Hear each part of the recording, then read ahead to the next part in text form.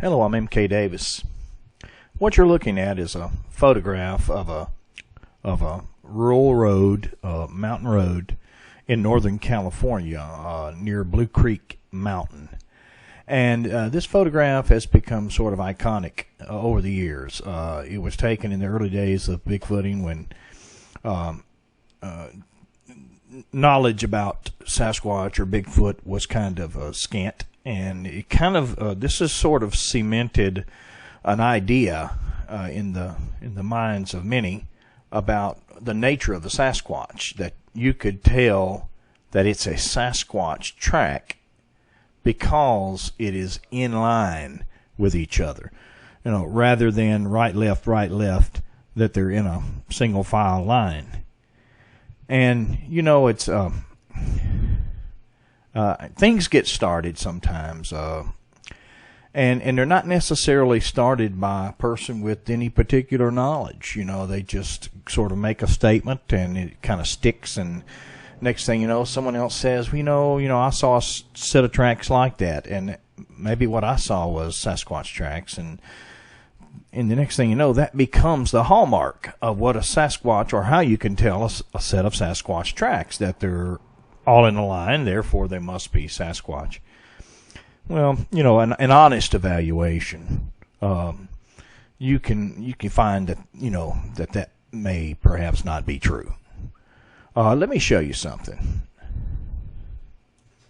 I took this picture right here on the wall of my neighbor's home, and he's had this picture for quite a number of years, and it's called simply Footprints. Footprints in the sand, some people call it.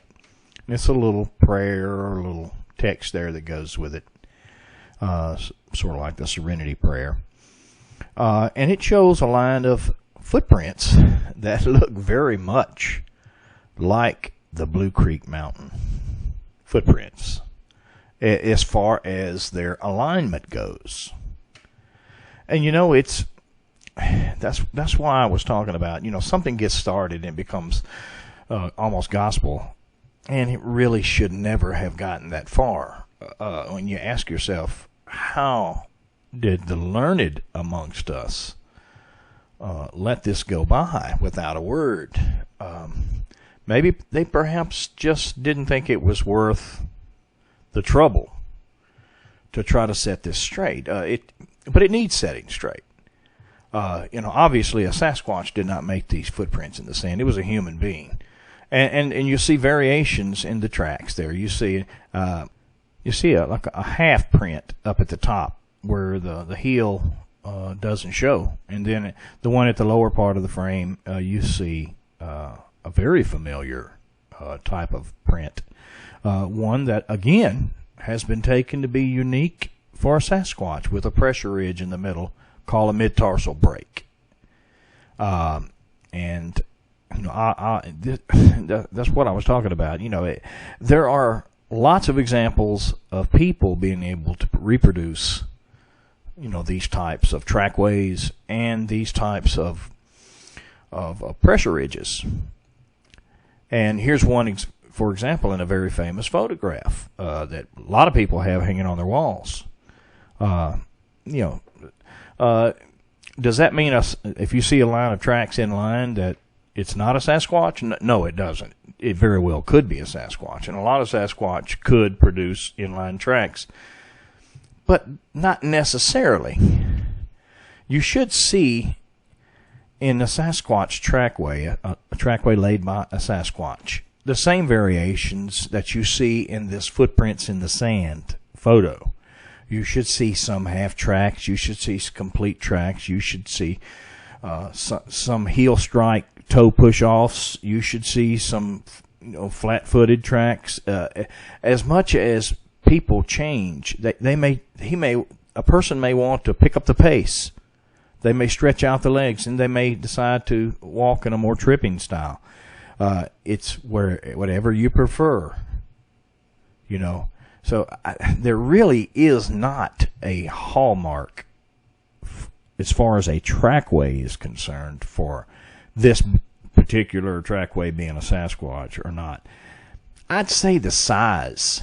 The size would be a good indicator. If it's oversized to the point where, you know, it's outrageous if it were to be a human, I would think perhaps maybe a Sasquatch if it were in a location that was, you know, sort of the Sasquatch type territory. But, you know, let's look at a file that I have from the Patterson film. If you believe the Patterson film to be a Sasquatch, then, you know, maybe there's a hallmark there. Let's take a look at it. In this little short clip here, you're going to see, you know, some foot action. You're going to see the right heel strike first, and then the pressure be brought to bear upon the foot. Then you're going to see the left foot push off with the ball. And you'll even see a little tiny ridge of sand behind the toes. And you'll see, you know, by just watching that live action as it occurs on film, that there's a lot of variation in the way that you put your feet down and the way you push off. Some of it may be related to weight. Some of it may be related to, when you see something like that one example of a Sasquatch, if that's what that is on the film, which I believe that it is, then it's one Sasquatch. It's the way one Sasquatch chose to walk one time. And you don't know if that's representative of all Sasquatches. You don't know if there's been an injury. You don't know a lot of things. So, you know, things get started way back when there's very little questioning of the matter, and they become almost gospel or iconic. And, you know, I'm really surprised that people who really know don't raise a fuss about this. Maybe perhaps people who really know don't care.